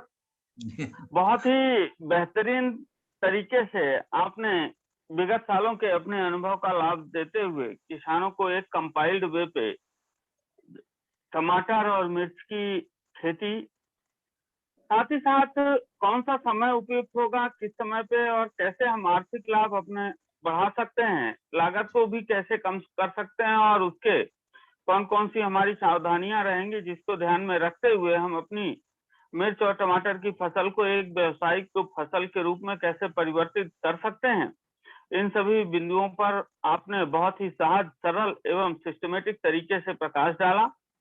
बलराम संदेश आपका आभार प्रकट करता है एवं साधुवाद करता है। Thank you sir. निश्चित रूप से आने वाले दिनों में हम और आप सब मिल के किसानों की बेहतरी के लिए निरंतर प्रयास करते रहेंगे। आदरणीय हमारे मेंटोर, हमारे मार्गदर्शक आदरणीय व्यास सर आपके टच में हैं, और हम भी आपके साथ जुड़ना चाहेंगे, और ये भी चाहेंगे कि आप बलराम संदेश को भी अपना जो है थोड़ा सा समय निकाल कर किसानों को मार्गदर्शित करते रहेंगे। तो उससे जो है हमारे किसानों का भी मनोबल बढ़ेगा, हमारा भी मनोबल बढ़ेगा। क्योंकि विशेषज्ञता, किसी भी फसल में विशेषज्ञता अर्जित करना कोई 1-2 दिन का काम नहीं है, और ऐसा किसी किताब में ऐसा कुछ नहीं पाया जाता। सभी लोग कृषि के जो है पढ़ाई किए हैं, लेकिन वो अनुभव से, सतत रूप से अनुभव से और किसानों के बीच काम करने से जो है ऐसी महारत हासिल होती है जिसका वर्णन आपने अभी अपने 2 प्रेजेंटेशन के माध्यम से किया। हमारे प्रेजेंटेशन में आज जितना मैं देख पाया हूँ, कुल 80 के लगभग किसानों ने पार्टिसिपेट किया। मिर्च में थोड़ा सा संख्या कम हुई, लेकिन लगातार ये संख्या बनी रही और किसानों ने उसको आत्मसात किया। मैं उम्मीद करता हूं आज हमें जो है 6-7 राज्यों का जो है प्रतिनिधित्व है, जिसमें हरियाणा, गुजरात, महाराष्ट्र, उत्तर प्रदेश और बिहार जी। इसके अलावा मध्य प्रदेश और छत्तीसगढ़, ये हमारे परंपरागत जिले हैं जहाँ के किसान हमसे जो है बहुतायत मात्रा में जुड़े हुए हैं। तो इन 7 राज्यों के किसानों ने आपके माध्यम से टमाटर और मिर्च की फसल कैसे लें, कैसे अपना व्यावसायिक उत्पादन करें, आगे आने वाले दिनों में कोशिश होगी और हम अपनी व्यवस्थाओं को कैसे बेहतर बनाएं, आपका मार्गदर्शन भी चाहेंगे कि जिससे हम इसको और ज्यादा जो है किसानों को और बेहतर हम सुविधा कैसे दे सकते हैं। यह एक्चुअली टीम बलराम का छोटा सा प्रयास है, जिसमें आदरणीय व्यास साहब, आदरणीय चौरे साहब, शिव कुमार जी साथी हैं, और सब हमारे सब किसान और सब कुछ सरकारी तंत्र के गिने चुने लोग हैं, जिनके माध्यम से, जिनके आपसी सहयोग और समन्वय से हम बलराम संदेश का संचालन कर पा रहे हैं। इन्हीं सब बातों के साथ मैं आप आज के कार्यक्रम में ओजस्वी और तेजस्वी वक्ता के रूप में आपका अभिनंदन करता हूं, और आभार प्रदर्शन के लिए हमारे मेंटोर आदरणीय व्यास साहब को जो है निवेदन करता हूं कि वो आपका आभार प्रदर्शन के लिए जो है हमारे समूह के युवा इंजीनियर साथी सुरेश द्विवेदी जी जो रीवा जिले से हैं। सर उनका नेटवर्क की प्रॉब्लम रहेगी, तो प्रणय सर को तो आदरणीय व्यास सर को आमंत्रित करता हूं कि आप अपने साथी श्री मुरलीधर अय्यर जी का जो है आभार प्रदर्शन करें, हमें कृतार्थ करें। धन्यवाद व्यास सर। हाँ धन्यवाद। मुरलीधर अय्यर जो है उनका प्रेजेंटेशन जो था वो तो गागर में सागर के जैसा था। बिल्कुल इतने कम समय में उन्होंने कोई ऐसा पहलू नहीं था जो छोड़ा हो। सारे पहलुओं को जो कि बहुत ज्यादा उपज में प्रभाव डालते हैं या जो व्यय को बढ़ा देते हैं, उन सब को संतुलित करते हुए जो व्याख्यान दिया है, उसके लिए मैं निश्चित रूप से पूरी बलराम टीम की तरफ से आपका हृदय से आभार व्यक्त करता हूं। और इतने कम समय में आपको से अभी 2 दिन पहले ही चर्चा हुई, आपने कहा ठीक है और 2 दिन में ही आपने तैयारी करके इतना अच्छा प्रेजेंटेशन किया। वो सच में उससे हमारे पूरे ग्रुप के सारे किसान जो जुड़े थे आज, वो उससे लाभान्वित होंगे। मैं साथ ही डॉक्टर दिवाकर सिंह तोमर का भी आभार व्यक्त करता हूँ। पूरे समय डॉक्टर दिवाकर सिंह तोमर हमारे साथ जुड़े रहे, डॉक्टर त्रिपाठी साहब हमारे साथ जुड़े रहे, डॉक्टर दुबे जी हमारे साथ जुड़े रहे। हमारे साथ में जुड़े हुए सारे विद्यार्थियों का भी मैं शुक्रिया अदा करता हूँ और सारे वैज्ञानिकों का भी शुक्रिया अदा करता हूँ। इसी के साथ मैं आज के इस वेबिनार के समाप्ति की घोषणा करता हूँ। आप सभी का आभार, धन्यवाद। जय Balram.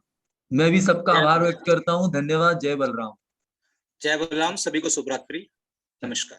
Thank you sir. Thank you so much.